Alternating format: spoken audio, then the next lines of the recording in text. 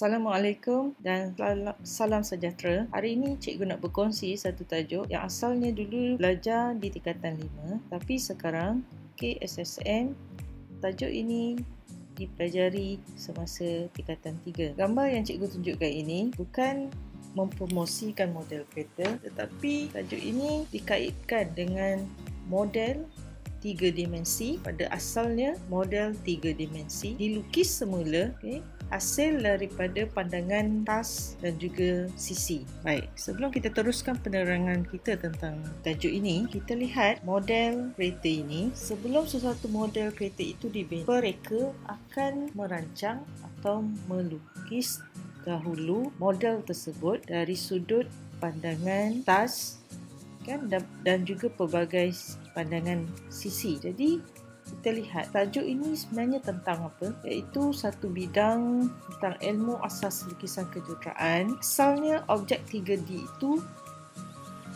dalam lukisan ia dilihat dalam bentuk 2 dimensi. Jadi lukisan 2D itu dinamakan sebagai plan dan dongakan sisi terbentuk hasil dari pandangan daripada pelbagai sudut. Misalnya, kalau kita perhatikan sesuatu objek yang berada di bumi, iaitu pandangan kita daripada udara atau daripada atas, kita akan dapati ataupun kita akan melihat bentuk 3D ini dah menjadi bentuk 2 dimensi sahaja. Baik, itu asas kepada mata kita daripada pandangan dari udara. Kenapa perkara ini boleh terjadi, Baik. Jadi kita nak lihat selain pada tu, ini satu contoh aplikasi tajuk ini untuk menghasilkan pelan lantai rumah. Ini satu bidang reka bentuk. Biasanya ini kita akan lihat apabila seseorang itu bertujuan untuk membeli rumah. Jadi mereka akan melihat dulu pelan lantai atau model rumah tersebut di tapak jualan ataupun syarikat jualan perumahan. Daripada sini, daripada model ataupun plan itu, mereka akan membina sebuah rumah. Dan daripada plan dan dongakan itu boleh memberi maklumat seperti saiz rumah, tinggi, ukuran serta bentuk rumah itu. Ini adalah satu contoh lagi pandangan bentuk rumah dari dongakan sisi. Baik. Asasnya, apabila ada satu model atau objek 3 dimensi, mata kita melihat pandangan itu dari atas, dan pandangan mata yang dilihat daripada pandangan sisi, iaitu kita namakan sebagai dongakan, ataupun pandangan mata yang dilihat dari hadapan, yang mana kita namakan sebagai dongakan depan. Daripada video yang kita dah tunjukkan tadi, sebenarnya pelajaran hari ini ialah tentang bagaimana kita hendak melukis unjuran oktagon, membanding dan membeza antara objek 3D dengan 2D.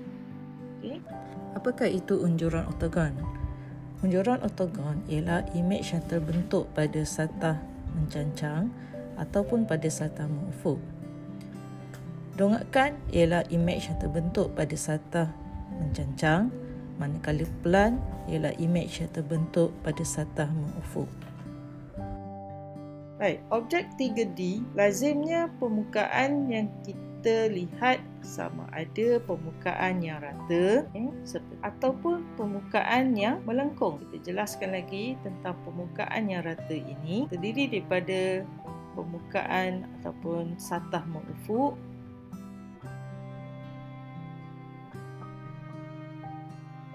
satah mencancang dan juga satah condong. Dilihat daripada pandangan atas, dilihat daripada pandangan sisi, dan dilihat daripada pandangan hadapan.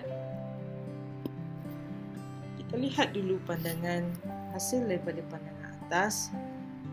image yang terbentuk ialah pada satah morfo. Jadi image ini jika dilukis, maka ianya dinamakan sebagai pelan. Ukurannya tepat di mana kita lihat berbentuk segi 4 dengan ukuran panjang 5 cm dan tinggi 3 cm. Sama seperti objek asal. Seterusnya, jika pandangan itu dilihat dari pandangan sisi, dinamakan sebagai donghakan. Image yang terhasil itu adalah pada satah mencancang. Okey. Baik, seterusnya pandangan dari hadapan, kita akan dapati image yang terbentuk ialah pada satah yang mencancang juga, dan ini dinamakan sebagai donghakan depan. Daripada contoh lukisan ataupun unjuran ortogon yang dilukis tadi, iaitu pelan dan donghakan, kita dapati ada beberapa jenis garisan yang kita lihat di sini, iaitu jika garisan itu dilukis dengan garisan yang padu, itu menunjukkan sisi daripada objek itu dilihat.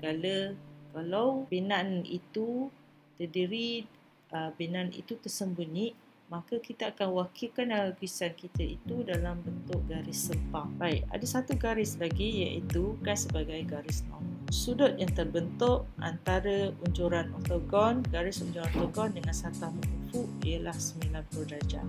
Dinamakan sebagai garis normal. Jawab soalan latihan 1 ini. Kalau kita perhatikan jawapannya, ini adalah pandangan daripada Z, yang mana pelan yang terhasil itu adalah mengikut tapak bentuk tersebut, iaitu tapak segi 4 tepat. Okay. Dan apa yang kita perhatikan sini ialah adanya garis EF, okay, yang kita lihat daripada atas. Dan jika pandangan yang dilihat daripada X, kita dapati unjuran yang terbentuk adalah berbentuk segitiga. Okay, dan ukuran yang diberi adalah ukuran tepat sama dengan objek asal. Seterusnya, kita lihat bentuk silinder ini. Jika unjuran ortogon yang terhasil daripada pandangan atas ataupun dengan nama lain pelan, maka kita akan dapati bentuknya adalah sebuah bulatan. Manakala kalau kita lihat pandangan daripada sisi, bentuk melengkung ini bukan sebagai garis normal, tidak kelihatan, tapi bukan sebagai garis normal. Donghakannya yang terhasil ataupun unjuran ortogon yang terhasil adalah berbentuk segi 4 tepat, iaitu satu objek piramid dengan tapak segi 4 tepat. Cuba murid-murid lukis apakah unjuran ortogon yang dilihat daripada pandangan atas, iaitu pelan. Okey, murid boleh cuba. Dan yang kedua, kita nak lihat apakah donghakan, iaitu pandangan dari sisi. Okey, baik, di sini cikgu ada kongsikan jawapan. Macam mana dengan jawapan murid-murid? Jika ini jawapannya, tanya, iaitu pelan. Kalau dilihat daripada pandangan atas, kita dapati mengikut tapak segi 4 tepat dan permukaan condong itu tidak kelihatan. Kita hanya melihat dua garis yang bersilang pangkah, okay, pada tapak segi 4 tersebut.